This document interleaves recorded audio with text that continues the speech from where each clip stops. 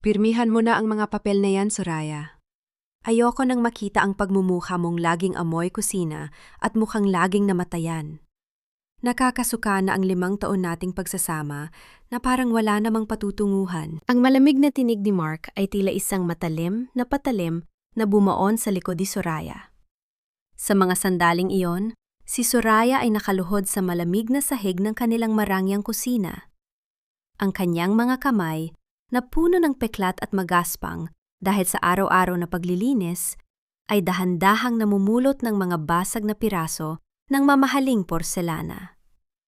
Niluto niya ang paboritong adobo ni Mark at naghanda ng isang munting salusalo para sa kanilang ika-5 anibersaryo. Ngunit sa isang iglap, tinabig iyon ng kanyang asawa at hinayaan ang pagkain na humalo sa dumi ng sahig. Hindi gumalaw si Soraya. Ramdam niya ang malapot na sabaw na tumatalsik sa kanyang luma at kupas na duster. Ang bawat piraso ng basag na plato na kanyang pinupulot ay tila sumasalamin sa kanyang sariling pagkatao.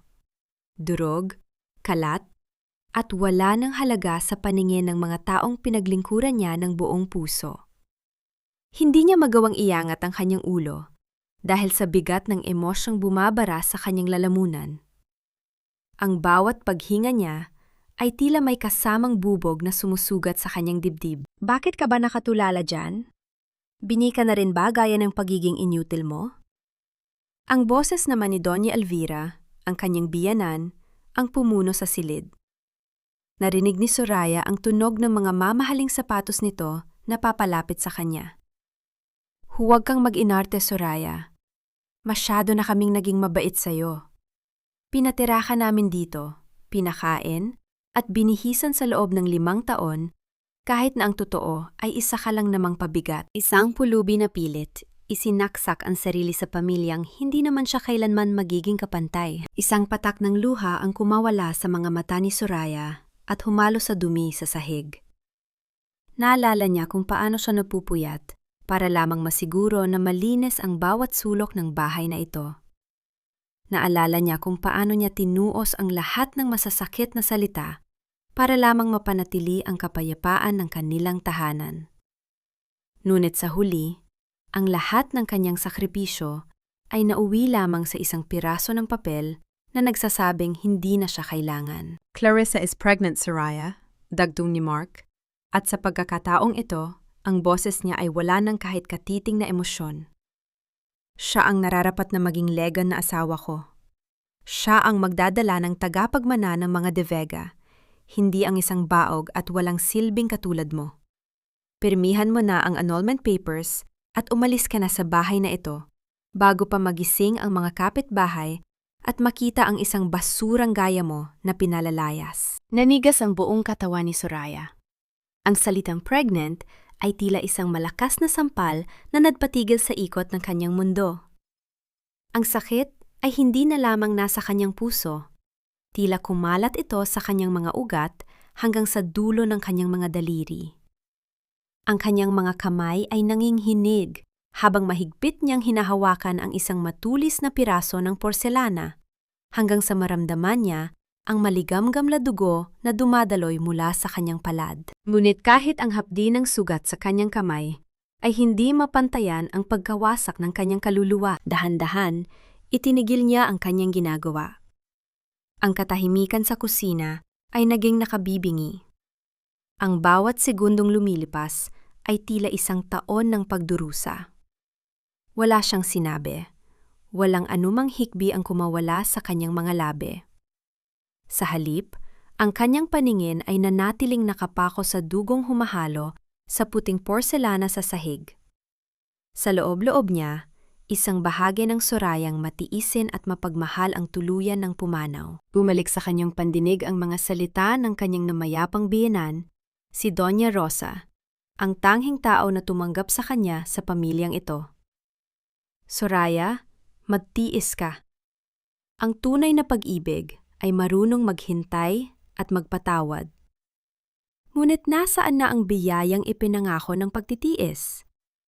Bakit ang tanghing natitira sa kanya ay ang hapdi ng pagtataksil at ang lamig ng pag-iisa? Ano ba? Maghapon ka na lang bang luluhod dyan?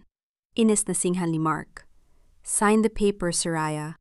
Tapusin na natin ang pagkukunwaring ito. Sa gitna ng kanyang paggawasak, isang boses sa kaibuturan ng kanyang isip ang nagsimulang bumulong.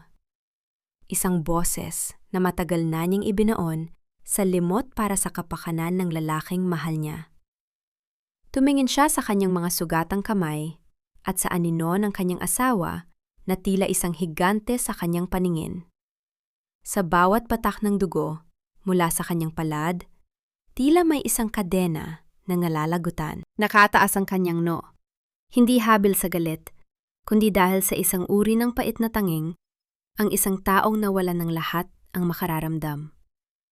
Sa gitna ng dilim at dumi ng kusinang iyon, ang kanyang katahimikan ay hindi na tanda ng pagsuko, kundi ang simula ng isang pagbabagong hindi nila inaasahan. Gaano nga ba kalalim ang sugat na kayang itago ng isang pusong tumigil na sa pag-asa? At ano ang mangyayari kapag ang taong itinuring mong basura ang tanging may hawak mang susi sa iyong muling pagbangon? Ang utang na loob ay madalas ituring na isang biyaya sa kulturang Pilipino. Ngunit para kay Soraya, ito ay isang gintong tanikala na dahan-dahang sumasakal sa kanyang kaluluwa sa loob ng 5 taon. Habang hinihimas niya ang namamagang palad sa loob ng madilim na lababo, naalala niya ang mukha ng namayapang si Doña Rosa.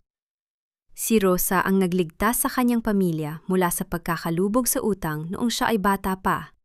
At bago ito pumanaw, ang huling hiling nito ay ang pakasalan niya si Mark at alagaan ang pamilya de Vega. Ang pangakong iyon ang naging bilangguan ni Soraya, isang sumpa na kailangan niyang bayaran ng bawat patak ng kanyang luha at pawis. Huwag kang mag-isip na biktima ka rito, Soraya. Ang boses ni Doña Elvira ay muling umalingaw sa pasilyo, kasabay ng tunog ng kanyang mga alahas na nagkakatamaan habang naglalakad. Dapat ka pang magpasalamat dahil sa loob ng 5 taon, nakatikim ka ng buhay na hindi mo kailanman mararanasan sa pinanggalingan mong squatter. Pinakain ka namin, binihisan, at binigyan ng bubong. Utang mo sa amin ang lahat, kaya huwag kang mag-inarte ngayong tapos na ang serbisyo mo. Hindi kumibo si Soraya habang nililinis ang huling bakas ng natapong pagkain sa sahig. Ang bawat salita ni Elvira ay tila asin na ibinubudbod sa kanyang sariwang sugat. Alam niya ang katotohanan, na sa loob ng 5 taon, siya ang nagsilbing katulong, accountant, at taga-alaga ng walang sahod, habang nilulustay ni Elvira at Mark ang yaman na unti-unti na palang naglalaho. Nabalot ng ingay ang bahay nang bumukas ang malaking pinto sa harap. Narinig ni Soraya ang masayang halahak ng isang babae na hindi pamilyar sa kanyang pandinig, ngunit pamilyar sa kanyang pait. Si Clarissa. Pumasok ito sa kusina na parang isang reyna. Suot ang isang mamahaling bestido na tila kumikinang sa ilalim ng ilaw. Dire-diretso itong naglakad patungo sa silid ni Soraya na nasa tabi lang ng kusina. Isang maliit at masikip na kwarto na dati ay imbakan ng mga gamit. Ang bahong naman dito, Mark. Amoy luma at amoy pawis. Maarting sabi ni Clarissa habang sinisipa ang isang lumang maleta ni Soraya. Honey, kailangan nating itapon ang lahat ng basura rito. Gagawin nating nursery ang kwartong ito para sa baby natin. Hindi pwedeng dito nakatira ang mga gamit ng isang katulong. Narinig ni Soraya ang kaluskos ng kanyang mga damit na hinahablot mula sa aparador. Isa-isang itinapon ni Clarissa ang kanyang mga simpleng duster at iilang pirasong damit sa labas ng pinto. Na tila ba ang mga ito ay mga basahang may nakakahawang sakit. Nakatayo lang si Mark sa likuran ni Clarissa, walang imik, at tila nakakalimot na ang babaeng binabastos ay ang asawang nagsilbi sa kanya ng buong tapat. Nang makaalis ang dalawa para magpahinga sa itaas, naiwan si Soraya sa gitna ng kanyang mga nagkalat na gamit. Dahan-dahan siyang naupo sa isang maliit na bangko sa sulok ng kusina. Doon niya nakita ang isang platitong may natirang tinapay at kaunting kaning lamig na hindi naubos ni Mark kanina. Sa gitna ng matinding gutom at pagod, kinuha niya ang tinapay at dahan-dahang isinubo ito. Ang bawat nguya ay may kasamang pait, ngunit ito lamang ang tanging paraan para hindi siya himatayin sa gitna ng unos. Ito ang kanyang golden moment. Isang sandali ng tahimik na pananatili kung saan sa kabila ng lahat ng pangungutya, pinipili pa rin niyang mabuhay. Habang kumakain, napansin ni Soraya ang telebisyon sa sala na naiwang bukas. Isang balita tungkol sa pagbagsak ng stock market ang ipinapakita at binanggit ang pangalan ng Cayo Valdez Group. Isang maliit at mapait na ngiti ang sumilay sa kanyang mga labi. Sa loob ng 5 taon, itinago niya ang kanyang talino sa likod ng mga gawaing bahay. Ngunit ang mga numero sa screen ay nagpapaalala sa kanya na ang mundong kinabibilangan niya ay malayo sa impyernong ito. Bumalik si Clarissa sa kusina. May dalang isang baso ng gatas at tiningnan si Soraya mula ulo hanggang paa. Ay, nandyan ka pa pala? Akala ko ba pinalayas ka na? Anyway, huwag kang aalis bukas. Magkakaroon tayo ng malaking party rito sa linggo para i-announce ang engagement namin ni Mark at ang baby. Kailangan namin na magsisilbi. At tutal sanay ka naman, ikaw ang gagawa ng lahat ng trabaho. Consider it your last payment para sa lahat ng utang na loob mo. Nanlamig ang mga kamay ni Soraya habang nakatingin sa nakakalokong ngiti ni Clarissa. Ang huling hibla ng kanyang pasensya ay tila dahan-dahang napuputol. Isang malaking selebrasyon sa gitna ng kanyang paghinadpis? Isang anunsyo ng pagtataksil sa harap ng maraming tao. Tumalikod si Clarissa habang humahalahak, ngunit bago ito makalabas, isang tanong ang pumasok sa isip ni Soraya. Alam kaya nila na ang bahay na tinitayuan nila ay nakasanla na sa bangko? At ang bangkong iyon ay pagmamay-ari ng pamilyang tinalikuran niya? Huwag mong masyadong paguran ang sarili mo sa paglilinis, Soraya. Masasanay ka lang kasi sa dumi.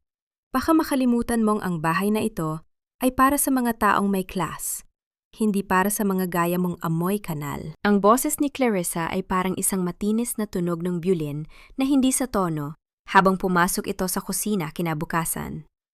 Hawak niya ang isang baso ng sariwang orange juice. Ang kanyang mga daliri ay puno ng mga singsing na kumikinang sa ilalim ng liwanag. Huminto siya sa harap ni Soraya na kasalukuyang nagpupunas ng sahig. Ang kanyang mga tuhod ay namamanhid na sa lamig ng semento. Napakabagal mo talagang kumilos, patuloy ni Clarissa. Kaya siguro hindi ka minahal ni Mark.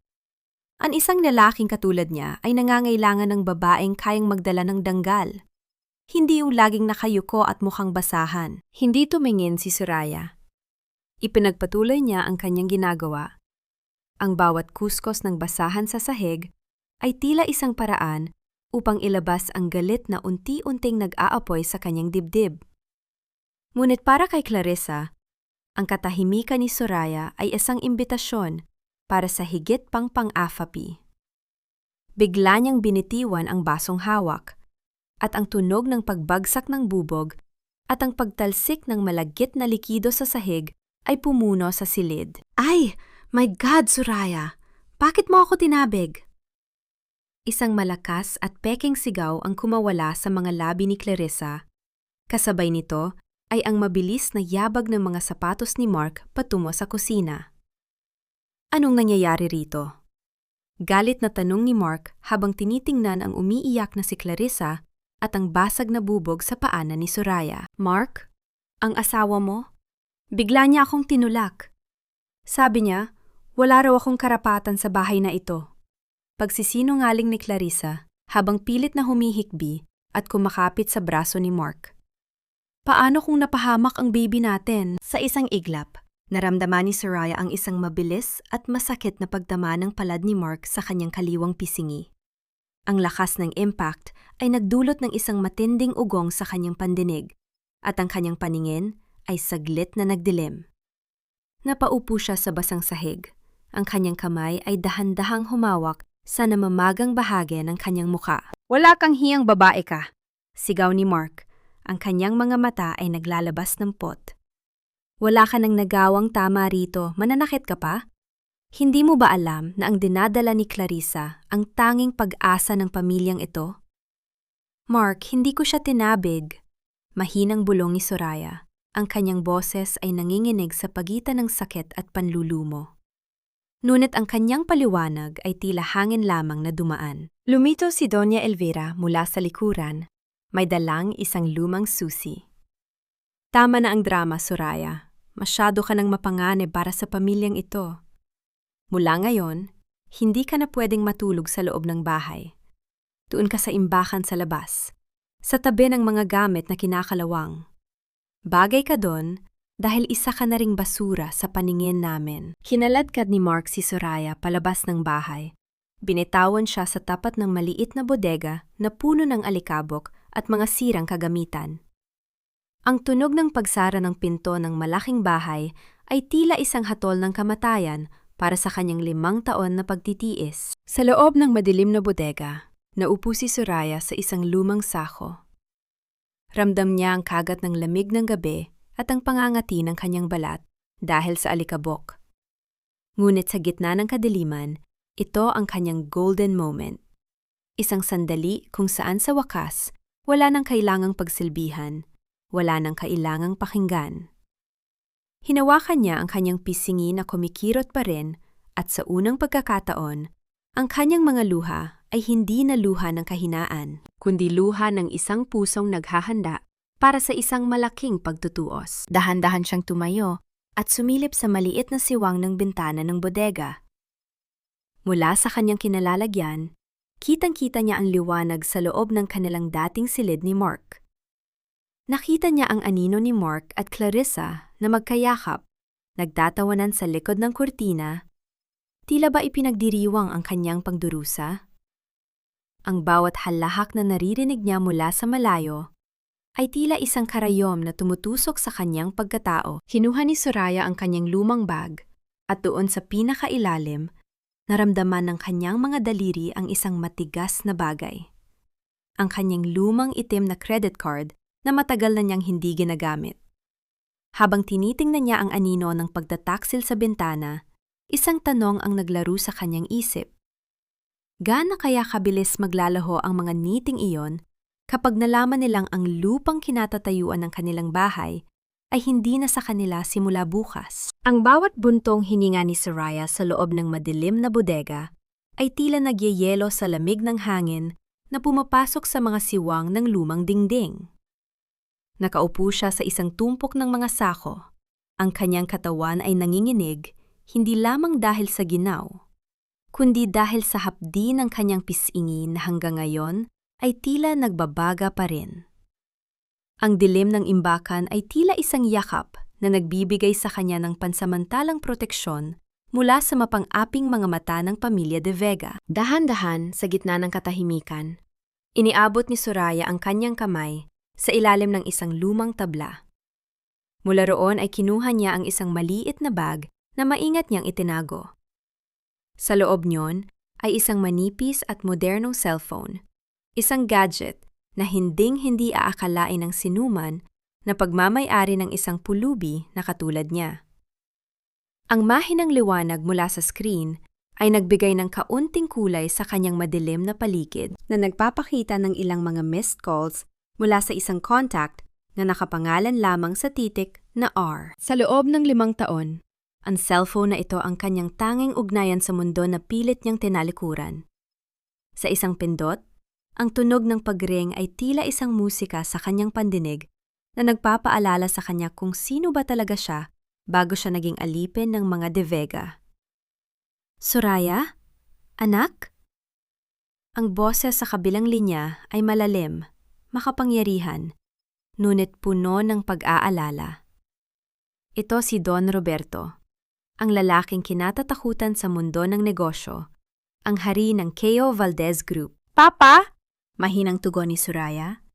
Ang kanyang boses ay nanginginig, at ang mga luhang kanina pa niya pinipigilan ay muling pumatak. Enough of this masquerade, Soraya! Hindi ko na matanggap na ang kaisa-isa kong anak ay tinatrato na parang basura sa bahay na yan. Galit na sabi ni Don Roberto. Nabalitaan ko ang tungkol sa anunsyo ni Mark. I'm sending the cars now. Susunduin ka namin at sisiguraduhin kong bukas na bukas din ay wala nang matitira sa pamilyang yan. Huminga ng malalim si Soraya. Lumingon siya sa maliit na bintana kung saan tanaw ang liwanag ng mansyon ng mga De Vega. Dad, give me 3 more days. Just 3 days. 3 days for what? Para saktan ka pa nila lalo? No, Dad. 3 days para mabayaran ko ng buo ang utang na loob ko kay Doña Rosa. Gusto kong makita nila ang lahat ng pinaghirapan nila na maglaho sa harap ng sarili nilang mga mata sa gabi ng kanilang pagdiriwang. I want them to realize that the trash they threw away was the only thing keeping them afloat. Nagbago ang tono ng boses ni Soraya. Nawala ang pagiging mahiyain at submissive. Ang kanyang pananalita ay naging matalas at direkta. Ang wikang Ingles na kanyang ginamit ay may punto ng isang babaeng nag-aral sa pinakamagagaling na universidad sa ibang bansa. I have endured 5 years of humiliation for the sake of a promise, but that debt is now paid in blood and tears. In 3 days, the Valdez heiress will return, and the De Vegas will finally know the meaning of silence. Sa labas ng pinto ng bodega, isang anino ang biglang tumigil. Si Doña Elvira, na dumaan lamang para sana muling kutiyain si Soraya tungkol sa kanyang magiging trabaho sa party, ay natigilan. Ang kanyang kamay na may hawak na flashlight ay nanginig nang marinig niya ang boses mula sa loob. Hindi niya maintindihan ang lahat ng sinasabi ni Soraya dahil sa bilis at lalim ng wikang Ingles nito. Ngunit ang awtoridad at lamig sa boses ng kanyang manugang ay tila yelo na dumaloy sa kanyang gulugod. Sino ang kausap nito? Bakit ang pulubing, si Soraya, ay parang isang reyna kung magsalita sa gitna ng dilim? Dahan-dahang inilapit ni Elvira ang kanyang tainga sa pintuan. Pilit na hinuhuli ang bawat salitang lumalabas sa bibig ni Soraya. Ang kanyang puso ay mabilis na tumitibok sa kaba at kalituhan. Isang lihim ang tila nabubunyag sa gitna ng gabi. Isang lihim na maaaring bumago sa kapalaran ng buong pamilya De Vega. 3 days, Dad. Ulit ni Soraya sa loob. Ang kanyang mga mata ay nanlilisik sa dilim. 3 days until their world turns into ashes. Nanlaki ang mga mata ni Elvira. Ang kanyang hininga ay tila napatid nang marinig ang huling pangungusap. Sa isang iglap, ang bodega na itinuring niyang kulungan ni Soraya ay tila naging isang pugad ng isang mapanganib na nilalang na handa ng sumalakay. Dito ka lang sa sulok, Soraya. Huwag kang aalis hanggat hindi kita tinatawag. Ayokong makita ng mga bisita na may kasama kaming pulubi sa bahay na ito na hindi marunong mag-ayos ng sarili. Ang boses ni Doña Elvira ay tila isang latigo na humahagupit sa pandinig ni Soraya. Habang ang buong mansyon ng mga De Vega ay nagnininning sa liwanag ng mga mamahaling chandelier, si Soraya naman ay nakatayo sa madilim na bahagi ng kusina. Suot ang isang lumang uniporme ng katulong na masikip at may mga mansa pa ng grasa. Hawak niya ang isang mabigat na tray na puno ng mga baso ng mamahaling champagne. Ang kanyang mga braso ay nanginginig na sa pagod. Dahil madaling araw pa lang ay nagsimula na siyang mag-asikaso para sa piging na ito. Ang halimuyak ng mga sariwang bulaklak at mamahaling pabango ng mga bisita ay humahalo sa amoy ng pawis at sabon na nagmumula sa kanyang katawan. Sa labas ng kusina, naririnig ni Soraya ang masiglang tugtugin at ang tunog ng mga tawanan ng mga negosyante at matataas na tao sa lipunan. Ito ang mundo kung saan siya pinalaki. Ang mundong kinalakihan niya sa piling ni Don Roberto. Ngunit na yon, ay tinitingnan niya ito mula sa butas ng isang maliit na pinto, tila isang estranghero sa sarili niyang buhay. Oh, look who's here! Ang dakilang asawa ni Mark na naging instant server, pangungutya ni Clarissa habang papalapit kay Soraya sa gitna ng maraming tao. Nakasuot si Clarissa ng isang pulang bestido na tila nagniningning sa bawat galaw niya. Kinuha niya ang isang baso ng alak mula sa tray ni Soraya, ngunit sa halip na inumin ito, tiningnan niya si Soraya mula ulo hanggang paa na may halong pandidiri. You look so pathetic, Soraya. Bagay na bagay sa'yo ang magsilbi sa amin. Siguraduhin mong hindi ka mauubusan ng alak para sa mga bisita ko, okay? Hindi kumibo si Soraya. Nanatili siyang nakayuko. Ang kanyang paningin ay nakapako sa mga sapatos ni Clarissa na alam niyang binili gamit ang pera ng pamilya de Vega na siya ang nag-audit noong nakaraang buwan. Ramdam niya ang bawat matatalas na tingin ng mga bisitang nakakakilala sa kanya bilang mahirap na asawa ni Mark. Ang bawat bulungan nila ay tila mga tinik na bumaon sa kanyang balat. Biglang lumapit si Doña Elvira. Ang kanyang muka ay pulang-pula sa galit nang makita niyang tila nakatitig lang si Soraya sa isang grupo ng mga mayamang donya. Soraya, bakit pakatayo ka lang dyan? Ang bagal-bagal mong kumilos. Sa isang mabilis na galaw, kinuha ni Elvira ang isang baso ng pulang alak at tila, aksidente, itong ibinuhos sa harap ng daste ni Soraya. Ang malamig at malagyet na likido ay mabilis na kumalat sa kanyang dibdib, bumabasa sa manipis na tela hanggang sa maramdaman niya ang lamig nito sa kanyang balat. Ang tunog ng pagbagsak ng ilang patak ng alak sa sahig ay tila isang hudyat ng kanyang huling kahihiyan sa harap ng maraming tao. Ay! My God! Ang clumsy mo talaga! Sigaw ni Elvira upang makuha ang atensyon ng lahat. Tingnan niyo itong babaeng ito, pati sarili niyang tray ay hindi mahawakan ng maayos. Para kang daga sa kanal na biglang napadpad sa palasyo, Soraya. Umalis ka sa harap ko. Nakakasira ka ng view sa mga bisita. Ang tawanan ng mga tao sa paligid ay umalingaw-ngaw sa malaking bulwagan. Ramdam ni Soraya ang init ng kanyang mukha. Hindi habol sa hiya, kundi dahil sa matinding pagtitimpi. Ang bawat patak ng pulang alak na bumabagsak mula sa laylayan ng kanyang damit ay tila mga patak ng dugo mula sa kanyang naghihingalong pasensya. Tumingin siya kay Mark, na nasa kabilang dako ng silid. Ngunit mabilis na umiwas ng tingin ang kanyang asawa, tila ba diring-diriring. Makita ang kalagayan ng babaeng tinawag niyang asawa sa loob ng 5 taon. Tumalikod si Soraya at dahan-dahang naglakad pabalik sa kusina. Ang bawat hakbang niya ay nag-iiwan ng basang bakas sa makintab na sahig. Sa gitna ng kanyang paglalakad, isang ginang na may suot na mamahaling kwintas ang humarang sa kanya. Ang ginang na iyon ay si Madam Beatrice, ang asawa ng isa sa pinakamalaking partner ng Cayo Valdez Group. Tinitigan ni Madam Beatrice ang mukha ni Soraya ng matagal. May kung anong pagtataka sa mga mata nito, tila pilit na inaalala kung saan niya nakita ang mga matang iyon na puno ng dignidad sa kabila ng dumi ng uniforme. Wait, Hiha, can I ask who you are? Bago pa makasagot si Soraya, sumingit na si Clarissa mula sa likuran. Don't mind her, Madam Beatrice. She's just a problematic relative of the family who has nowhere else to go. A charity case, so to speak. Napako ang tingin ni Soraya kay Madam Beatrice. Isang maliit na ngiti ang sumilay sa kanyang mga labi. Isang ngiting puno ng pait at lihim na tagumpay. I am no one, madam. At least for now. Mahinang bulong ni Soraya sa wikang Tagalog. Ngunit ang lalim ng kanyang boses ay nagpatigil sa ginang. Sa loob ng kanyang isipan, isang katanungan ang bumabagabag sa kanya habang nililinis ang kanyang sarili sa madilim na sulok ng kusina.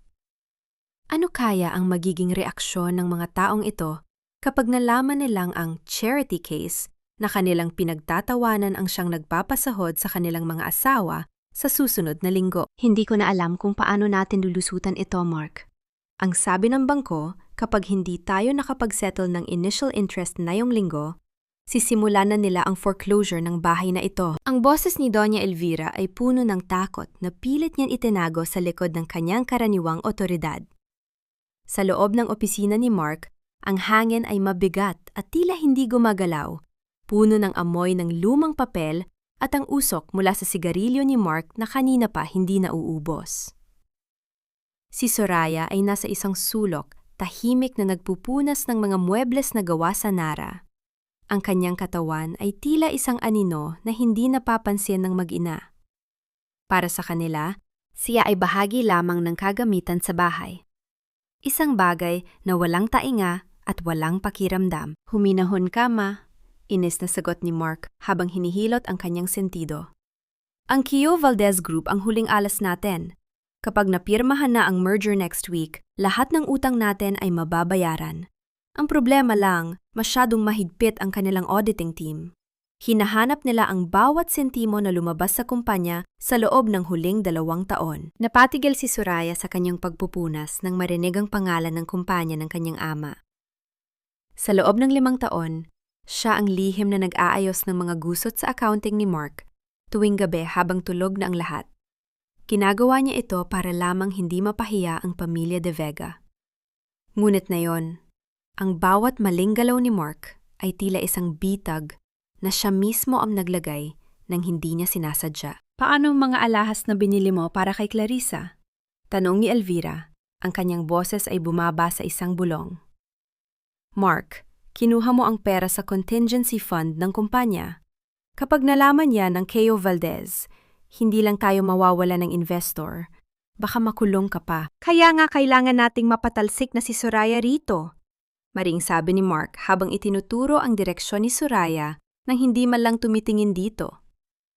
Ang babaeng yan ang nakakaalam ng lahat ng records ko rito sa bahay. Kapag nagsalita siya o kapag may nakakita sa kanya na mukhang katulong, iisipin ng mga Valdez na wala tayong class at hindi tayo mapagkakatiwalaan. Isang mapait na hapdi ang gumuhit sa puso ni Soraya. Ang talino na ginamit niya para iligtas ang kumpanya ni Mark ay itinuturing na ngayong banta sa kanilang kaligtasan. Habang dahan-dahang kinukuha ni Soraya ang basurahan sa ilalim ng mesa, nakita niya ang ilang mga pinunit na papel, mga records ng transaksyon na pilit itinatago ni Mark. Sa isang mabilis ngunit tahimik na galaw, itinago ni Soraya ang isa sa mga piraso ng papel sa loob ng kanyang bulsa. Ito ang kanyang golden moment, ang sandali ng tahimik na pagmamasid sa pagguho ng isang kahariang itinayo sa kasinungalingan. Tiningnan niya ang kanyang asawa, ang lalaking pinangakuan niya ng katapatan, at nakita niya ang isang estrangero na puno ng kasakiman. Soraya, Ano bang tinitingin-tingin mo riyan? Singhal ni Elvira nang mapansin ang saglit na pagtigil ni Soraya. Bilisan mo ang pagkilos. Maghanda ka ng kape at dalhin mo sa silid ni Clarissa. Sumasakit ang ulo niya dahil sa ingay mo rito. Yumuko si Soraya at lumabas ng silid. Ang bawat hakbang niya sa pasilyo ay tila isang bilang ng mga sandaling natitira para sa mga De Vega. Pagdating sa kusina, inilabas niya ang piraso ng papel mula sa kanyang bulsa. Ito ay isang resibo ng isang mamahaling diamond necklace na nakapangalan kay Clarissa.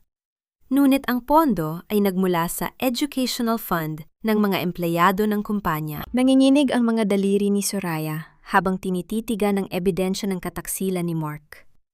Hindi lamang siya ang niloko nito. Pati ang mga maliliit na taong umaasa sa kumpanya ay ninakawan nito ng kinabukasan. Sa mga sandaling iyon, ang huling hibla ng utang na loob ni Soraya ay tuluyan ng naputol. Biglang pumasok si Clarissa sa kusina. Suot ang isang manipis na pantulog na tila sadyang ipinapakita ang kanyang figura. "Where's my coffee, Soraya? Huwag mong sabihin kailangan ko pang utusan si Mark para kumilos ka." Tumingin si Soraya kay Clarissa nang diretso sa mga mata, isang bagay na hindi niya ginawa sa loob ng mahabang panahon. Ang lamig sa kanyang paningin ay nagdulot ng sadlit na pag-aalinlangan sa mukha ni Clarissa. "Anong tinitingin mo? May dumi ba ako sa mukha?" Inista tanong ni Clarissa. "Wala naman, Clarissa," mahinang sagot ni Soraya sa wikang Taglish. Ang kanyang boses ay may kakaibang lalim. "Iniisip ko lang kung gaano kakinang ang kwintas mo kapag ang ilaw ay nagmula na sa mga rehas ng kulungan." Nanlaki ang mga mata ni Clarissa. Ang kanyang hininga ay tila napatid sa gulat. Anong sabi mo?" Bago pa makasagot si Clarissa, ang tunog ng isang malakas na pagbagsak ng gamit sa itaas na bahagi ng mansyon ay pumuno sa katahimikan. Kasunod ang hysterical na sigaw ni Doña Elvira. "Mark! Ang kumpanya! May mga pulis sa labas at may dalang search warrant!" Ang gabi ay nababalot ng isang uri ng katahimikan na tila nagbabadya ng isang malakas na lindol.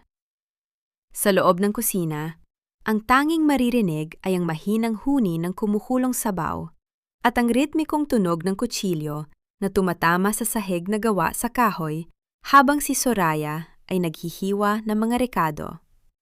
Ito ang gabi ng huling hapunan. Sa kabila ng kaguluhan at takot na dulot ng pagbisita ng mga awtoridad kanina, nagpasya si Soraya na magluto ng pinakamarangyang pagkain na natutunan niya mula kay Doña Rosa. Naghanda siya ng kare-kare na ang mani ay sariwang giniling, adobo na dumaan sa dahan-dahang pagpapakulo, at ang paboritong lechon kawali ni Mark. Ang bawat sangkap ay inayos niya ng may katumpakan. Tila ba bawat hiwa ay isang bahagi ng ritual ng kanyang paglaya. Ang bawat halimuyak na lumalabas mula sa mga kaldero ay nagdadala ng mga alaala ng 5 taong paninilbihan, mga taon ng pag-ibig na nauwi sa pagkabigo, at mga pangako na naging abo. Sa hapagkainan, ang kapaligiran ay mabigat. Si Mark ay tila tumanda ng 10 taon sa loob lamang ng ilang oras. Ang kanyang mga mata ay nakapako sa screen ng kanyang cellphone habang pilit na tinatawagan ang mga koneksyon niya na isa-isang pumuputol ng ugnayan. Si Doña Elvira naman ay mahigpit na hawak ang kanyang rosaryo, ngunit ang kanyang mga labi ay naglalabas pa rin ng mga salitang puno ng lason. Si Clarissa ay tahimik na nakaupo sa tabi ni Mark. Ang kanyang mukha ay maputla, malayo sa karaniwan niyang mapang-aping anyo. "Bakit ang dami mong niluto, Soraya?" Singhal ni Mark nang hindi tumitingin sa kanya. "Wala na tayong pambayad sa mga luho mong ganito." Ang kumpanya ay nasa bingit ng bangkarote at ang tanging iniisip mo ay ang magpakitang gila sa kusina. Dahan-dahang inilapag ni Soraya ang huling putahe sa gitna ng mesa. Sa pagkakataong ito, hindi siya nakayuko. Ang kanyang likod ay tuwid at ang kanyang mga mata ay may ningning na hindi nila kailanman nakita. "Ito ang huling handog ko para sa pamilyang ito, Mark. Isang pasasalamat sa 5 taon na ibinigay niya sa akin. 5 taon na nagturo sa akin kung sino ang mga taong dapat pagkatiwalaan at sino ang dapat talikuran." Napatigil si Doña Elvira sa kanyang pagdarasal at tiningnan si Soraya nang may pagtataka. "Anong pinagsasabi mong huli? Huwag mong sabihing mag-iinarte ka na naman dahil lang sa mga nangyayari. Kailangan ka namin dito para maglinis ng kalat, lalo na ngayong wala na tayong pambayad sa ibang katulong." Isang maliit na ngiti ang sumilay sa mga labi ni Soraya. Kinuha niya ang isang puting sobre mula sa kanyang bulsa at dahan-dahang itong inilapag sa tabi ng plato ni Mark. Ang tunog ng papel na tumatama sa lamesa ay tila isang malakas na kulog sa gitna ng katahimikan. "Iyan ang annulment papers na pinapirmahan mo sa akin, Mark." Mahinahong sabi ni Soraya sa wikang Taglish. "Pirmihan ko na. Malaya ka na. Maari mo nang pakasalan si Clarissa at ibigay sa kanya ang lahat ng karangyaan na inaakala ninyong natitira pa sa bahay na ito." Nanlaki ang mga mata ni Mark habang tinititigan ang dokumento. "Soraya, sandali. Hindi ito ang tamang panahon para rito. Marami tayong problema sa kumpanya." "Hindi niyo na problema ang kumpanya, Mark," putol ni Soraya. Ang kanyang boses ay malamig pa sa yelo. "Dahil simula sa sandaling ito, ang lahat ng obligasyon ko sa pamilyang ito, ang lahat ng utang na loob na palagi ninyong isinusumbat sa akin, ay bayad na. Ang huling hiling ni Doña Rosa ay natupad ko na. Inalagaan ko kayo hanggang sa huling sandali na kaya ng aking pasensya." Sa matinding galit at pagkabigla, biglang tumayo si Doña Elvira. Ang kanyang mukha ay nagnanggalit sa pot. Kinuha niya ang mangkok ng mainit na sabaw ng kare-kare na nasa harap niya. "Wala kang hiyang babae ka? Pagkatapos mo kaming pagsilbihan, lalayasan mo kami sa oras na kailangan ka namin. Akala mo ba ay ganun-ganun lang yon?" Itinaas ni Elvira ang mangkok. Handang isaboy ang kumukulong likido sa mukha ni Soraya. Ang takot ay sandaling gumuhit sa mga mata ni Clarissa, habang si Mark ay napatulala lamang sa bilis ng pangyayari. Ngunit bago pa man maibuhos ni Elvira ang sabaw, isang malakas na tunog ng busina mula sa labas ng mansyon ang bumasag sa tensyon. Kasunod ang liwanag ng mga headlights sa tumama sa bintana ng dining room. Mga sasakyang hindi kailanman pagmamay-ari ng mga De Vega. Ang liwanag mula sa labas ay tila isang malakas na sulyap ng katotohanan na bumasag sa madilim na balak ni Doña Elvira. Dahan-dahan niyang ibinaba ang mangkok ng mainit na sabaw, ang kanyang mga kamay ay nanginginig, habang ang kanyang paningin ay pilit na inaaninag ang mga figura sa labas ng kanilang bakod. Si Mark naman ay napatayo. Ang kanyang mukha ay puno ng pagkalito at takot. Iniisip na baka ang mga awtoridad ay bumalik para tuluyan na siyang dalhin sa kulungan. Sino ang mga iyan, Soraya? May tinawag ka ba? Tanong ni Mark. Ang kanyang boses ay puno ng paghihinala. Hindi sumagot si Soraya. Sa halip, kinuha niya ang kanyang maliit na bag, ang tanging kagamitan na itinira niya para sa kanyang sarili. Tinalikuran niya ang hapagkainan na puno ng pagkaing niluto niya ng may pagmamahal, ngunit kinain ng may pag-aalinlangan. Ang bawat hakbang niya patungo sa pintuan ay tila isang pagbaklas sa bawat taon ng kanyang pagtitiis. Huwag mo akong talikuran, Soraya. Sigaw ni Mark habang hinahabol siya at hinawakan ng mahigpit sa braso. Akala mo ba ay makakaalis ka ng ganoon na lang? Pagkatapos ng lahat ng ginawa namin sa iyo, iiwan mo kami sa gitna ng kaguluha ito? Bitiwan mo ako, Mark. Mahinahong sabi ni Soraya. Ngunit ang talim sa kanyang mga mata ay naging sapat na dahilan para mapabitaw ang lalaki. Ang lahat ng ginawa ninyo sa akin ay ang siyang nagbigay sa akin ng lakas para gawin ito ngayon. Sabi niyo, basura ako. Ngayon, hayaan ninyo ang basurang ito ay kusa ng lumabas sa inyong buhay. Sa matinding galit, kinuha ni Mark ang bag ni Soraya at malakas itong ibinato palabas ng pinto, direkta sa gitna ng malakas na buhos ng ulan. Sige, lumayas ka. Isama mo ang lahat ng basurang dinala mo rito. Huwag na huwag kang babalik, dahil kahit mamatay ka sa gutom sa kalsada, walang sinuman sa pamilyang ito ang lilingon sa'yo. Lumabas si Soraya sa ilalim ng madilim na langit. Ang malamig na patak ng ulan ay mabilis na bumasa sa kanyang manipis na duster. Ngunit sa halip na manginig, naramdaman niya ang isang uri ng kalinhawaan. Ito ang kanyang golden moment. Ang sandali kung saan ang ulan ay tila humuhugas sa bawat bakas ng sipayo, bawat sampal, at bawat masasakit na salitang binitawan sa kanya sa loob ng 5 taon. Nakatayo siya sa gitna ng kalsada, basang-basa, ngunit ang kanyang puso ay tila isang nagniningas na uling na hindi kayang patayin ng anumang bagyo. Mula sa balkonahe, humahalahak si Clarissa habang nakasandal kay Mark. Tingnan mo siya, Mark. Mukha siyang basang sisiw. Bagay na bagay sa kanya ang madilim na kalsada. Siguro bukas, makikita na lang natin siyang namamalimo sa kanto. Ngunit ang kanilang mga halahak ay biglang napatid. Ang tunog ng mga mamahaling gulong na humihinto sa basang semento ay pumuno sa katahimikan ng gabi.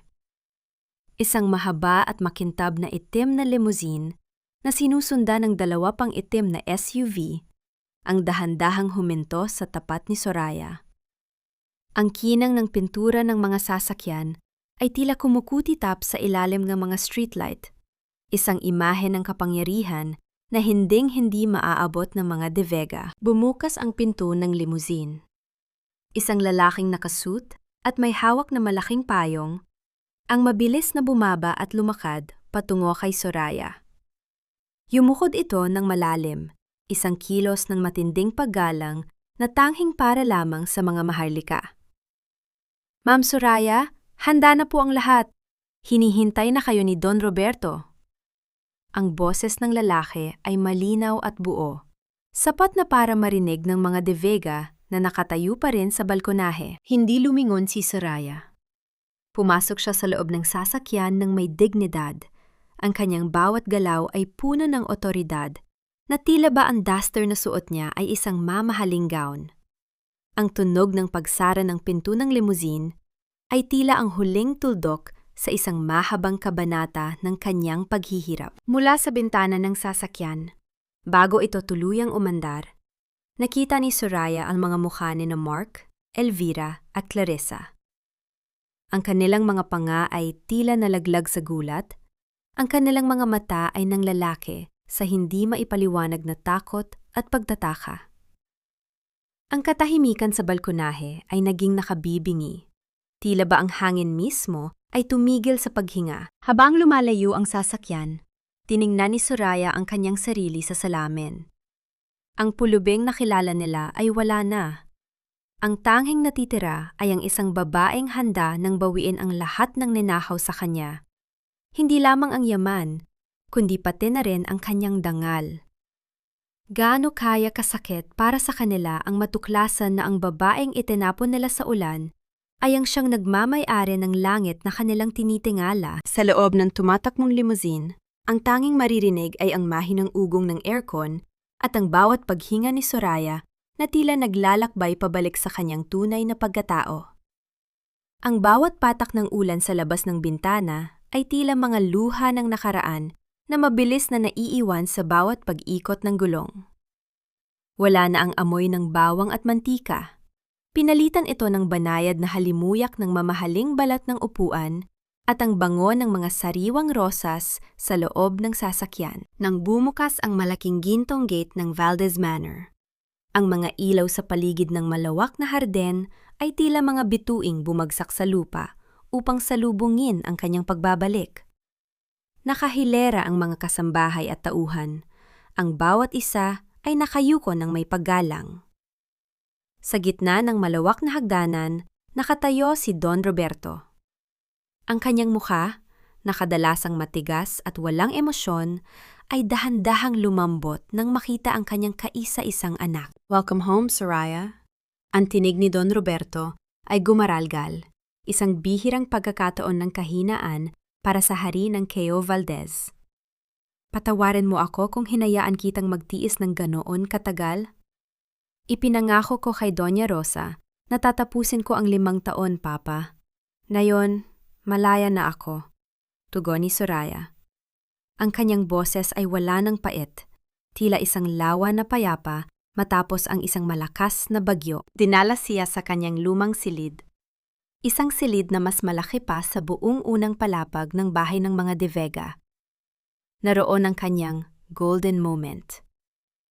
Habang nakalubog sa mainit na tubig ng bathtub na puno ng mga talulot ng jasmine, naramdaman ni Soraya ang unti-unting paglalaho ng bawat bakas ng pagod sa kanyang katawan.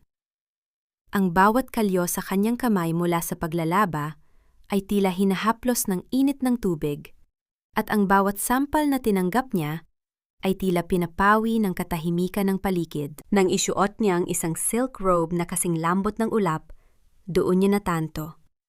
Hindi na siya ang Sorayang katulong. Siya na si Soraya Valdez, ang tagapagmana. Kinabukasan, ang kanyang transformation ay ganap na. Wala na ang kupas na duster at ang buhok na laging nakatalinang pahapyaw. Nakasuot siya ng isang ivory power suit. Ang kanyang buhok ay maayos na nakastyle at ang kanyang mga mata ay nagniningning sa talino at determinasyon. Umupo siya sa dulo ng mahabang mesa ng conference room sa loob ng mansion. Kaharap ang audit team ng kumpanya. "I want everything," panimula ni Soraya sa wikang Taglish habang binubuklat ang mga dokumento. Lahat ng accounts ng De Vega Logistics, mula sa pinakamaliit na gas receipt hanggang sa kanilang mga unpaid loans. I want to see how deep they dug their own grave. "Ma'am Soraya, nakita na po namin ang mga butas sa kanilang huling report. Malaking halaga ang nawawala at mukhang ginamit ito sa mga personal na luho ni Mark De Vega at ng kanyang ina," ulat ng head auditor. Isang matalim na ngiti ang gumuhit sa mga labi ni Soraya. "Good. Call the bank. Sabihin niyo na ang Cayo Valdez Group ay hindi na magsisilbing garantor para sa kanilang mga utang at ipadala ang audit notice sa kanilang opisina ngayong hapon. I want them to feel the ground shaking beneath their feet." Habang iniinom ang kanyang kape, tumingin si Soraya sa labas ng bintana. Alam niyang sa mga sandaling ito, ang pamilya De Vega ay nagdiriwang pamarahil ng kanilang tagumpay sa pagpapaalis sa kanya. Hindi nila alam na ang bawat segundong lumilipas ay isang hakbang palapit sa kanilang pagbagsak. Ngunit sa likod ng kanyang katatagan, isang katanungan ang pumasok sa kanyang isip. Gaano kaya katagal bago ma-realize ni Mark na ang babaeng pinalayas niya ay siya ring babaeng magpapasya kung may bubong pa ba silang tutuluyan bukas. Ang katahimikan sa loob ng mansion ay nabasag ng tumunog ang telepono. Isang balita ang paparating na hinding-hinding inaasahan ng mga De Vega. Ang umaga sa mansyon ng mga De Vega ay hindi na kasing ningning ng mga nagdaang araw. Ang sikat ng araw na tumatama sa malalaking bintana ay tila hindi na sapat upang mapawi ang lamig na bumabalot sa loob ng bahay. Wala na ang amoy ng masarap na almusal na dating inihahanda ni Soraya sa ganitong oras. Sa halip, ang hangin ay puno ng tensyon at ang tanging maririnig ay ang hysterical na boses ni Clarissa mula sa itaas na bahagi ng bahay. Mark, bakit declined ang credit card ko? I was just trying to buy that limited edition bag, and the sales lady looked at me as if I was some kind of scammer. Napakahiya ako sa harap ng maraming tao. Sigaw ni Clarissa habang pababa ng hagdan. Ang kanyang muka ay pulang-pula sa galit at hiyang nararamdaman. Si Mark, na nakaupo sa sala habang nakapaligid sa kanya ang mga nagkakapalang dokumento, ay hindi man lang nag-angat ng tingin. Ang kanyang mga mata ay puno ng mga itim na bilog dahil sa puyat. Tumahimik ka muna, Clarissa. Hindi lang card mo ang declined. Lahat ng accounts ng kumpanya ay naka-freeze. Someone from Keo Valdez signed a temporary suspension order habang naghihintay ng full audit. Pumasok si Doña Elvira sa silid.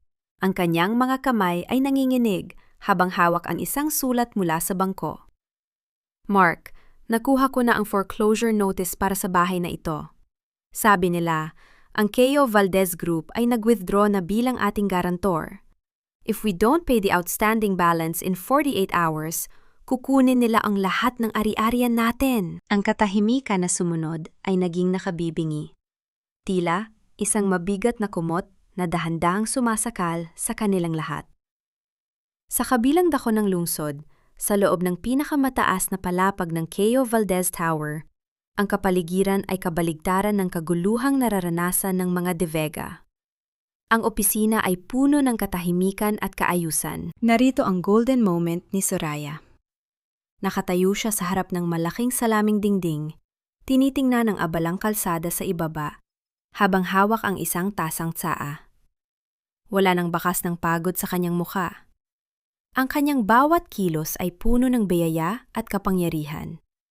Sa unang pagkakataon sa loob ng 5 taon, naramdaman niya ang tunay na kapayapaan. Hindi ang kapayapaan ng pagsuko, kundi ang kapayapaan ng isang taong muling nakahawak sa timon ng kanyang sariling buhay. Ang bawat paghigop niya ng tsaa ay tila isang pagdiriwang ng kanyang kalayaan. Ma'am Soraya, tumatawag po si Mark De Vega sa inyong personal secretary. Ulat ng kanyang assistant na si Sofia. Pang-10 beses na po niyang tumatawag ngayong umaga. Gusto raw po niyang makausap ang bagong chairperson para humingi ng reconsideration. Isang maliit at matalas na ngiti ang sumilay sa mga labi ni Soraya. Hayaan mo siyang maghintay, Sofia.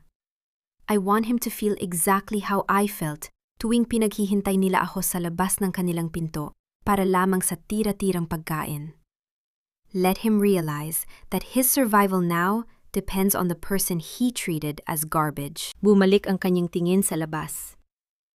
Alam ni Soraya na ang bawat tawag ni Mark ay puno ng desperasyon. Sa isip ni Mark, ang mysterious chairperson ang kanyang tanging tagapagligtas. Hindi niya alam na ang taong sinusubukan niyang suyuin ay ang babaeng pinalayas niya sa gitna ng ulan. Sa mansyon ng mga De Vega, ang desperasyon ay tuluyan ang naging panlulumo. Ang mga tauhan nila ay nagsimula ng mag-alisan dahil wala ng pambayad sa kanila. Si Doña Elvira ay nakaupo sa sahig, yakap-yakap ang kanyang mga mamahaling bag na tila ba ito ang magliligtas sa kanya mula sa kahirapan. Mark, we have to go there personally, mungkahi ni Elvira. Ang kanyang boses ay nanginghinig. Kailangan nating lumuhod kung kinakailangan. Siguradong pakikinggan tayo ng bagong chairperson kapag nalaman nilang malaki ang kontribusyon natin sa ekonomiya. Eksaktong sa sandaling iyon, ang tunog ng pagdating ng isang messenger ay pumuno sa sandaigdigan ng katahimikan. Isang itim na sobre ang iniabot kay Mark. Ang kanyang mga kamay ay nanginghinig habang binubuksan ang sulat. It's an invitation, bulong ni Mark. Ang kanyang mga mata ay nanlaki sa pag-asa. The chairperson wants to meet us tomorrow at the KO headquarters for a final settlement. Ma, ito na ang pagkakataon natin. I knew they couldn't just ignore us. Hindi alam ni Mark na ang bawat letra sa imbitasyong iyon ay tila isang paanyaya sa sarili niyang hatol. Ang pag-asa sa kanyang muka ay ang pinakamasakit na bahagi ng plano ni Soraya. Ang bigyan sila ng konting liwanag bago tuluyang itapon sa dilim. Sino ang mas kahabag-habag? Ang taong nawala ng lahat? O ang taong naniniwalang maliligtas pa siya habang unti-unti nang lumulubog ang kanyang sinasakyang barko? Ang bawat haplos ni Soraya sa kanyang mukha sa harap ng malaking salamin ay tila isang pagbura sa 5 taon ng pagdurusa. Sa loob ng kanyang malawak na walk-in closet sa Valdez Manor, ang liwanag ay sapat lamang upang bigyan diin ang kanyang bagong anyo. Wala na ang mga mata na laging puno ng takot at pag-aalinlangan. Pinalitan ito ng isang titig na kasing talim ng brilyante. Habang tinititigan ang kanyang refleksyon, tila bumalik ang kanyang alaala sa mga gabing nakaluhod siya sa malamig na semento ng kusina. Pilit na itinatago ang bawat hikbi habang naririnig ang tawanan ni Mark at Clarissa sa kabilang silid. Naalala niya ang bawat sampal na nag-iwan ng init sa kanyang pisingi at ang bawat salitang inutil na ipinako sa kanyang pagkatao. Ngunit ngayon, sa bawat dampi ng mamahaling kolorete sa kanyang balat, tila unti-unting nabubuo ang kanyang balute. Ito ang kanyang golden moment. Dahan-dahan niyang isinuot ang isang itim na power suit na sadyang tinahi para sa kanya. Ang tela nito ay kasing kinis ng kanyang determinasyon. Isinuot niya ang isang simpleng kwintas na perlas, ang paboritong alahas ng kanyang ina, na tila nagbibigay sa kanya ng lakas mula sa kabilang buhay. Habang tinitingnan ang kanyang sarili, hindi na niya nakikita ang Sorayang katulong. Nakikita niya ang isang babaeng handang bawiin ang lahat, hindi dahil sa pot, kundi dahil sa katarungan. Ma'am Soraya, nandyan na po ang sasakyan. Ang mahinang ulat ni Sofia mula sa labas ng pinto. Ang tunog ng pagkatok ay tila isang hudyat na ang oras ng pagtatago ay tapos na. Salamat, Sofia. Sabihin mo sa security, ihanda ang conference room. Ayokong may kahit na sinong makakapasok doon nang wala ang permiso ko. Ang boses ni Soraya ay kalmado, ngunit may awtoridad na hindi matatanggihan. Samantala, sa labas ng gusali ng KO Valdez headquarters, ang pamilya De Vega ay tila mga basang sisiw na pilit nag-aayos ng kanilang mga sarili. Nakasuot si Doña Elvira ng kanyang pinakamahal na terno, pilit na itinatago ang katotohanan ito na lamang ang natitirang ari-ariya niya na hindi pa naiilit. Si Mark naman ay panay ang ayos ng kanyang kurbata. Ang kanyang pawis ay patuloy na tumatulo sa kabila ng lamig ng aircon sa lobby. Mark, siguraduhin mong magiging magalang ka. Bulong ni Elvira habang nakatingin sa naglalakihang mga chandelier sa lobby. Kailangang mapahanga natin ang bagong chairperson. Kapag nakuha natin ang loob niya, baka hindi lang utang natin ang mabayaran. Baka maging business partner pa tayo. I know, Ma. Gagamitin ko ang lahat ng charm ko. Sagot ni Mark, na hanggang ngayon ay nananatiling mapagmataas sa kabila ng kanilang kalagayan. Siguro ay isa itong matandang babae na nangangailangan ng mahusay na manager. I can handle this. Hindi nila alam na sa bawat hakbang nila patungo sa elevator, lalong lumalapit ang kanilang leeg sa bitag na sila rin ang gumawa. Ang bawat pagbati ng mga security guard sa kanila ay tila isang nakatagong pangungutya na hindi nila napapansin. Nang bumukas ang pinto ng opisina ng chairperson sa pinakataas na palapag, bumulaga sa kanila ang isang malawak na silid na nakaharap sa buong Metro Manila. Sa dulo ng silid, nakatalikod ang isang babaeng nakaupo sa isang malaking swivel chair. Tinitingnan ng abalang lungsod sa ibaba. Ang tanging maririnig sa silid ay ang mahinang tunog ng pag-ikot ng tsaa sa loob ng tasa. Good morning, Chairperson. Ang boses ni Mark ay puno ng peking kagalakan at labis na paggalang. Kami po ang pamilya De Vega. Nagpapasalamat po kami sa pagkakataong ito na makaharap kayo. Dahan-dahang umikot ang upuan. Ang bawat sentimetro ng pag-ikot nito ay tila nagpapatigil sa tibok ng puso ni Mark at Elvira. Nang tuluyang humarap ang babae, ang katahimikan sa silid ay naging kasing bigat ng isang bundok. Nanlaki ang mga mata ni Doña Elvira, ang kanyang mga labi ay nanginig at hindi makapagsalita. Ang hawak na bag ni Mark ay dahan-dahang nalaglag sa sahig. Ang tunog nito ay tila isang huling hudyat ng kanilang pagkatalo. Handa na ba silang harapin ang katotohanang ang babaeng itinapon nila sa gitna ng ulan ay ang siyang may hawak ng kanilang bukas? O mas pipiliin nilang maniwala na ito ay isa lamang masamang panaginip? Hindi mo ba ako babatiin, Mark? O mas gusto mong tawagin kitang dating asawa?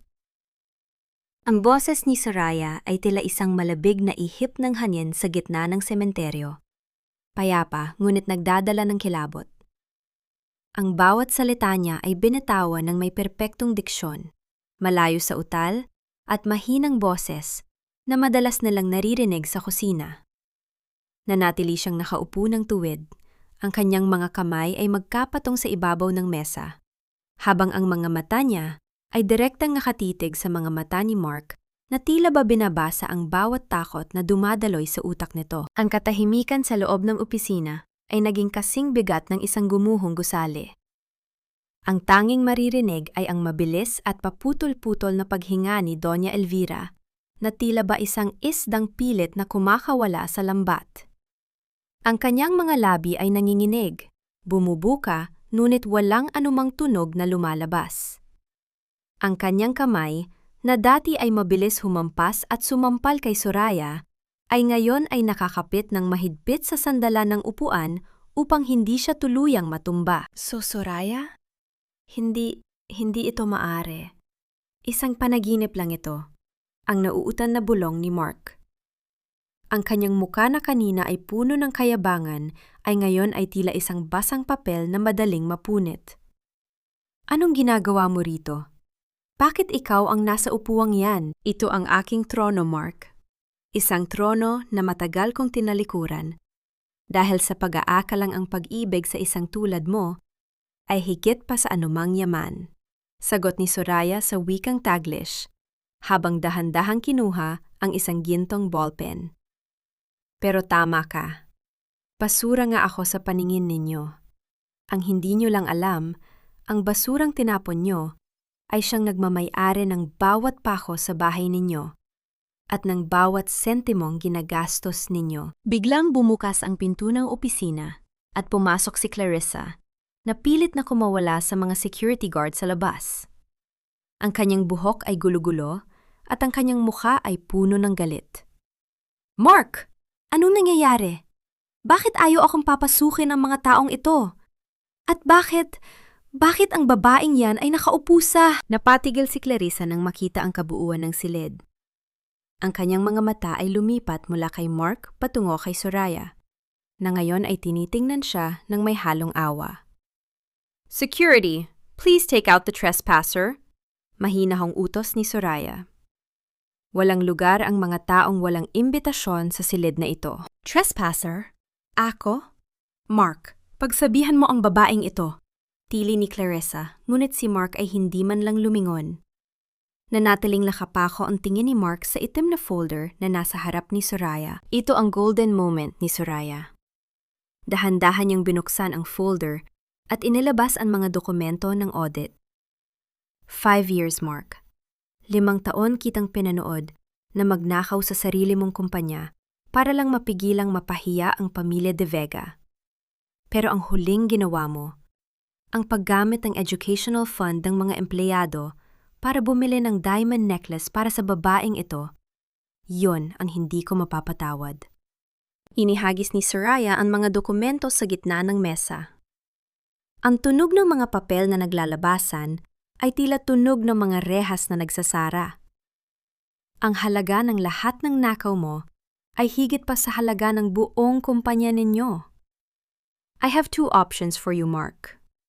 Either you sign over the entire De Vega Logistics to Keo Valdez today to pay for your debts, or you wait for the police to arrive in 10 minutes. Napaluhod si Doña Elvira sa sahig Ang kanyang marangyang terno ay nadudumihan na sa sahig ng opisina. Soraya, anak, patawarin mo kami. Hindi namin alam. Magmakaawa kami sa iyo. Huwag mong gawin ito sa amin. Pamilya tayo. Tumingin si Soraya kay Elvira. Ang lamig sa kanyang mga mata ay sapat na upang patigilin ang anumang pagsusumamo ng matanda. Pamilya? Nung pinapakain niyo ako ng tira-tirang pagkain sa kusina, naisip niyo ba ang salitang pamilya? Nung hinayaan mong saktan ako ng anak mo, nasaan ang pamilyang sinasabi mo? Lumapit si Soraya sa harap ni Mark, na ngayon ay tila isang rebulto ng kahihiyan. Inabot niya ang isang ballpen dito. Sign it, Mark. Pirmihan mo ang iyong sariling hatol. O gusto mong ang baby ni Clarissa ay ipanganak habang ang ama niya ay nasa likod ng mga rehas? Nanginginig ang mga kamay ni Mark habang inaabot ang ballpen. Ang bawat segundong lumilipas ay tila isang taon ng pagdurusa. Sa labas ng pinto, naririnig ang mahinang tunog ng papalapit na mga yabag ng maraming tao. Tila ba may malaking kaganapang mangyayari? May isa pa akong sorpresa sa inyo, bulong ni Soraya. Ang kanyang boses ay puno ng misteryo. Iniisip niyo ba kung bakit sa dami ng kumpanya, ang Keo Valdez pa ang napili ninyong hinga ng tulong? Ang tunog ng dulo ng ballpen na kumakaskas sa papel ay tila bawat hiwa sa huling hibla ng dangal ni Mark De Vega.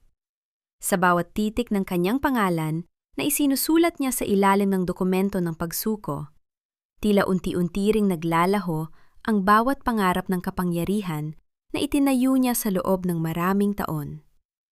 Ang kanyang kamay ay nanginginig, ang kanyang pawis ay tumutulo at nababasa ang gilid ng kontrata, habang si Soraya ay nakatitig lamang sa kanya nang walang kukurap-kurap. Ayan na, bulong ni Mark. Ang kanyang boses ay parang isang tuyong dahon na nadarang sa apoy. Inyo na ang lahat. Ang kumpanya, ang mga ari-arian, pati na ang bahay. Masaya ka na ba, Soraya? Hindi sumagot si Soraya. Sa halip, kinuha niya ang dokumento at maingat itong ibinalik sa loob ng folder. Tumingin siya kay Doña Elvira na hanggang ngayon ay nakaluhod sa sahig. Ang mga kamay ay nakayakap sa sariling balikat, habang ang kanyang mga luha ay patuloy na dumadaloy. Sinisira ang kanyang makapal na kolorete sa muka. Ang dating matapang at mapang-aping reyna ng mga De Vega ay mukha na ngayong isang matandang naliligaw sa gitna ng kawalan. Ang saya ay hindi nararamdaman sa pagbagsak ng iba, Mark. Mahinahong sagot ni Soraya sa wikang Taglish. Pero ang kapayapaan, yan ang nararamdaman ko ngayon. Binigyan ko kayo ng 5 taon ng aking buhay. Ngayon, kinuha ko lang ang nararapat para sa mga taong ninakawan ninyo. Sa labas ng pinto, ang tunog ng pagdating ng mga awtoridad ay tuluyan ng naging malakas. Pumasok ang mga pulis kasama ang audit team ng gobyerno. Ang bawat hakbang ng kanilang mga bota sa makintab na sahig ay tila tunog ng hatol na hindi na mababago.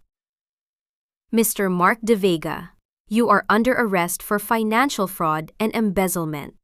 Ang malamig na pahayag ng opisyal sa sandaling iyon, ang katahimikan sa opisina ay nabasag ng matinis na sigaw ni Clarissa mula sa labas. Bitawan niyo ako! Wala kayong karapatan! Mark, gawin mo ang paraan! Hindi ako pwedeng makulong! Ang baby ko! Ngunit wala nang magawa si Mark. Ang kanyang mga kamay ay dinala sa likuran at ang malamig na bakal ng posas ay kumapit sa kanyang mga pulso. Ang tunog ng pagsasara ng posas ay tila huling tuldok sa kanilang masalimuot na kwento. Habang inalalayan siya palabas, tumigil si Mark sa harap ni Soraya. Ang kanyang mga mata ay puno ng pagsisisi, ngunit ang pagsisising iyon ay huli na. Soraya, please, si Mama. Kahit siya na lang ang iligtas mo. Pagmamakaawa ni Mark, ang kanyang boses ay basag na basag. Ito ang golden moment ni Soraya.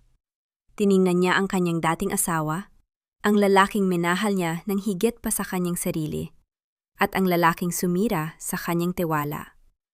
Dahan-dahan niyang inayos ang kurbata ni Mark sa huling pagkakataon, isang kilos na dati niyang ginagawa ng may pagmamahal tuwing umaga bago ito pumasok sa trabaho. Ngunit ngayon, ang kanyang haplos ay walang init. Tila ba nag-aayos lamang siya ng isang damit sa isang mannequin? Ang bawat isa ay kailangang humarap sa sarili nilang anino, Mark. Bulong ni Soraya sa wikang Tagalog. Huwag kang mag-alala para kay Doña Elvira. Hindi ko siya pababayaan sa paraang itinuro ninyo sa akin. Nang mailabas na si Mark at Clarissa, naiwan si Doña Elvira sa loob ng silid. Nakatingin siya kay Soraya nang may halong takot at pag-asa. Soraya, anak, alam ko, mabuti ang puso mo. Hindi mo ako hahayaang mamuhay sa kalsada, di ba? Tumayo si Soraya at naglakad patungo sa malaking bintana. Mula sa itaas, nakita niya ang mga pulis na isinasakay si Mark sa patrol car. Nakita rin niya ang mga tao sa ibaba na nanonood at nagbubulungan. Ang hiya na kinatakutan ni Elvira ay ngayon ay nakabalot na sa kanila. Sofia, tawag ni Soraya sa kanyang assistant, ibigay mo kay Doña Elvira ang address ng lumang apartment sa Binondo na binili ko noong nakaraang buwan. Maliit lang yon, mainit, at nasa tapat ng palengke. Yon ang magiging bagong tahanan niya. Bigyan niyo rin siya ng sapat na allowance para sa pagkain. Ang halagang katumbas ng budget na ibinigay niya sa akin para sa kusina noong nakaraang 5 taon. Nanlaki ang mga mata ni Elvira. Ang pag-asa nakita sa kanyang mukha ay napalitan ng isang malalim na pait. Ang matira sa isang masikip na apartment sa Binondo, sa gitna ng ingay at dumi, ay isang parusang mas masakit pa, sa kulungan, para sa isang babaeng namuhay sa luho. Gusto mong magkaroon ng utang na loob, di ba, mother-in-law? Sabi ni Soraya habang hindi lumingon. Yan ang huling utang na loob na ibibigay ko sa inyo.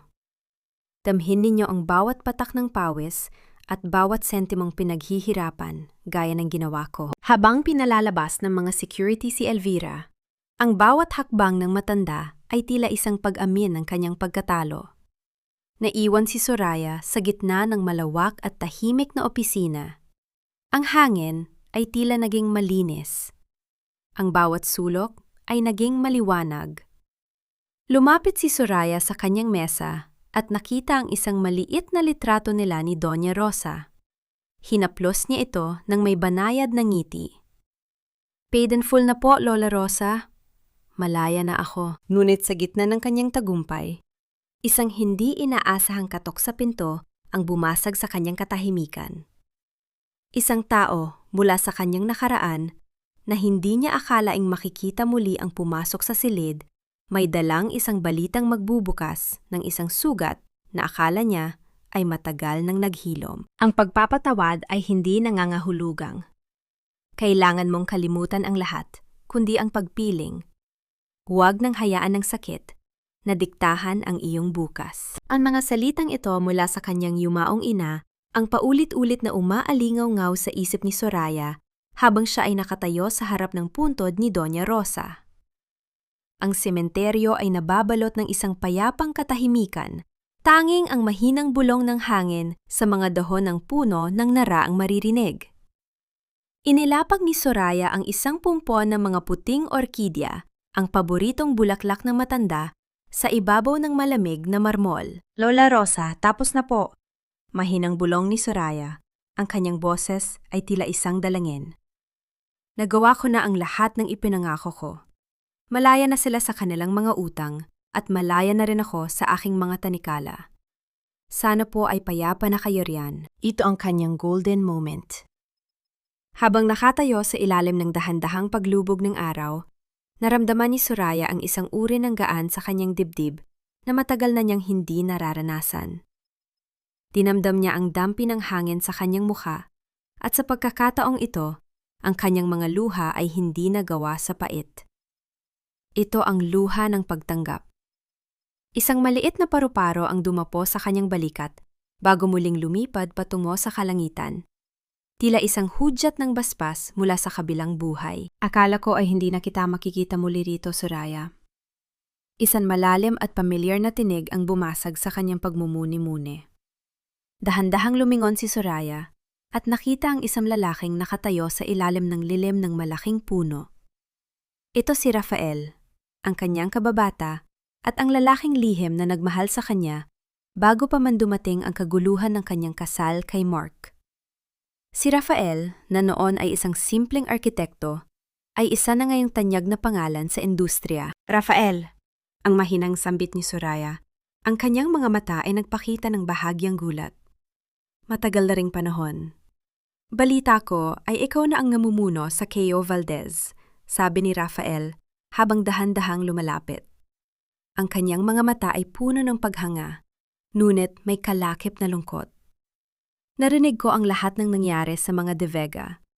Hindi ko akalain na sa likod ng lahat ng pagtitiis mo noon, ikaw pala ang may hawak ng kapangyarihan upang tapusin ang lahat. Hindi ito tungkol sa kapangyarihan, Rafael. Tungkol ito sa katarungan, sagot ni Soraya sa wikang Taglish. 5 years of my life were spent in shadows. Ngayon, gusto ko namang lumakad sa ilalim ng liwanag. Naglakad silang dalawa sa mahabang pasilyo ng sementeryo, habang ang langit ay nagpapalit ng kulay mula sa kahel patungong lila. Ikinuwento ni Rafael kung paano niya sinubukang hanapin si Soraya noon, ngunit pinigilan siya ng mga De Vega at sinabing ayaw na ni Soraya na makipagkita sa kahit na sino mula sa kanyang nakaraan. Ang galit ay sandaling gumuhit sa mukha ni Soraya, ngunit mabilis din itong napalitan ng pag-unawa.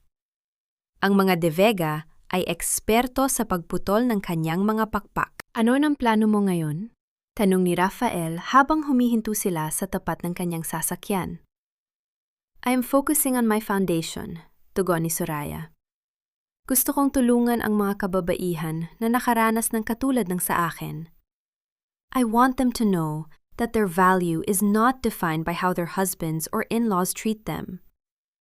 I want to build shelters that will be their bahay na bato, isang lugar kung saan sila ay ligtas at muling makakahanap ng lakas. Nang makauwi sa Valdez Manor, dumaan si Soraya sa kanyang opisina at nakita ang isang ulat tungkol sa kalagayan ni Mark sa loob ng kulungan. Ayon sa balita, si Mark ay madalas mapasama sa mga kaguluhan at ang kanyang kalusugan ay dahan-dahang bumabagsak dahil sa stress. Si Clarissa naman, na pansamantalang nakalaya dahil sa kanyang pagbubuntis, ay iniwan na ng kanyang sariling pamilya dahil sa kahihiyan. Naupo si Soraya sa kanyang swivel chair at tinitigan ang huling larawan ng kanilang kasal na hindi pa niya naitatapon. Sa larawan, mukhang masaya si Mark habang siya ay nakayuko. Tila ba noon pa man ay alam na niya ang tadhana ng kanilang pagsasama. Sa isang biglang desisyon, kinuha niya ang gunting at dahan-dahang ginupit ang larawan, inihiwalay ang kanyang sarili mula sa anino ni Mark. Ang tunog ng pagkapunit ng papel ay tila ang huling hibla ng koneksyon na tuluyan ng naputol. Biglang tumunog ang kanyang cellphone. Isang tawag mula sa ospital kung saan isinugot si Doña Elvira matapos itong atakihin sa puso sa gitna ng init at dumi ng kanyang bagong apartment sa Binondo. Ma'am Soraya? Ang boses ni Sofia sa kabilang linya ay puno ng pag-aalala. Sinasabi po ng mga doktor na critical ang lagay ni Doña Elvira. Paulit-ulit po niyang binabanggit ang pangalan ninyo. Gusto raw po kayong makita sa huling pagkakataon. Napahawak si Soraya sa kanyang dibdib. Ang galit at ang awa ay muling nag-away sa loob ng kanyang puso. Handa na ba siyang harapin ang babaeng sumira sa kanyang 5 taon? Sa sandaling ito ay nag-aagaw buhay na. Ang bawat hakbang ni Soraya sa mahabang pasilyo ng ospital ay tila isang paglalakbay patungo sa huling hantungan ng kanyang nakaraan. Ang amoy ng gamot at ang malamig na bugso ng aircon ay humahalo sa bigat ng kanyang nararamdaman. Sa bawat pintong kanyang nadadaanan, naririnig niya ang mahinang ritmo ng mga makinang sumusukat sa tibok ng puso ng mga pasyente.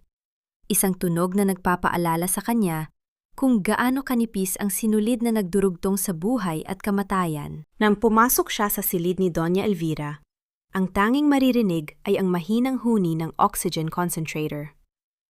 Ang dating mapagmataas na reyna ng mga De Vega ay nakahiga na ngayon, Ang kanyang balat ay tila papel na niluma ng panahon at ang kanyang mga mata ay nakapikit ng mahigpit.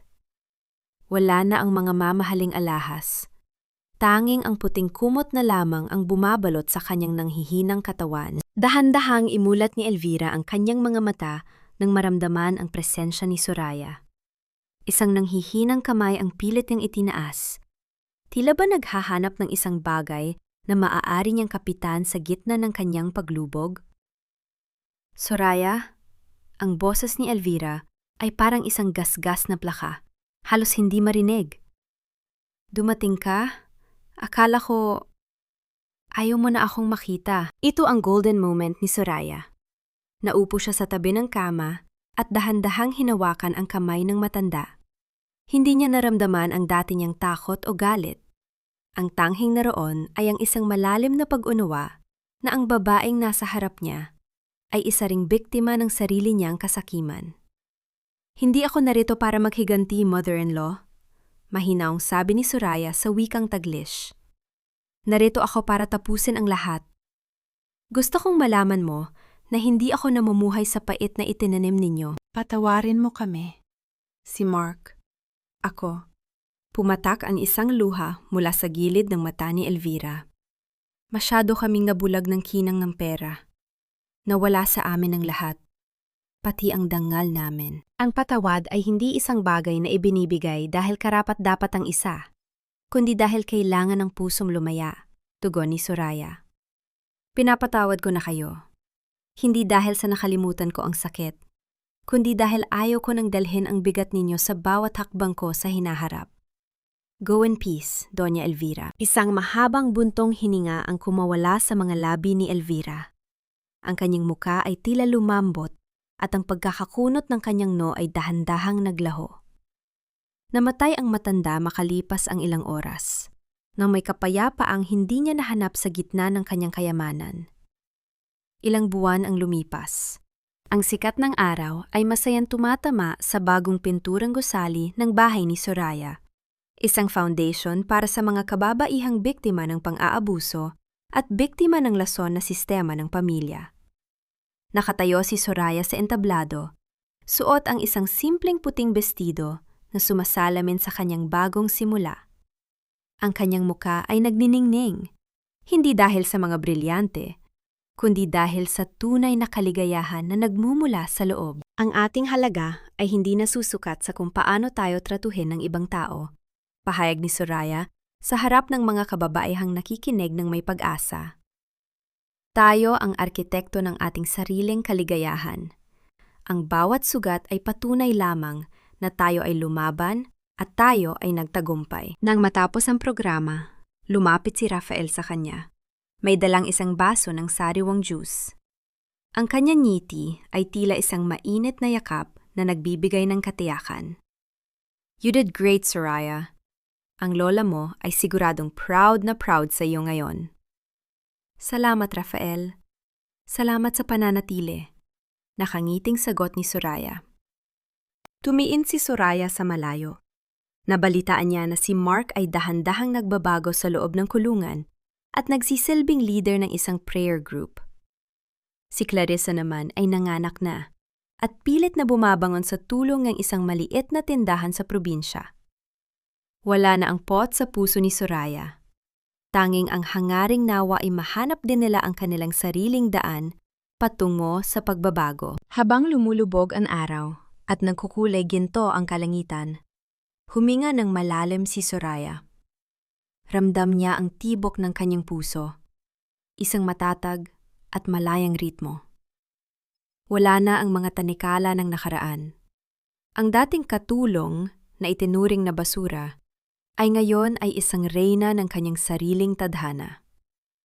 Sa bawat pag-ihip ng hangin, tila naririnig niya ang bulong ng kalikasan, nagpapaalala na matapos ang pinakamahabang gabi, ang umaga ay laging darating ng may dalang bagong pag-asa. Isang taon ang mabilis na lumipas, na tila ba ang bawat araw ay isang pahina ng bagong kabanata na isinusulat ng tadhana ng may higit na pagkalinga.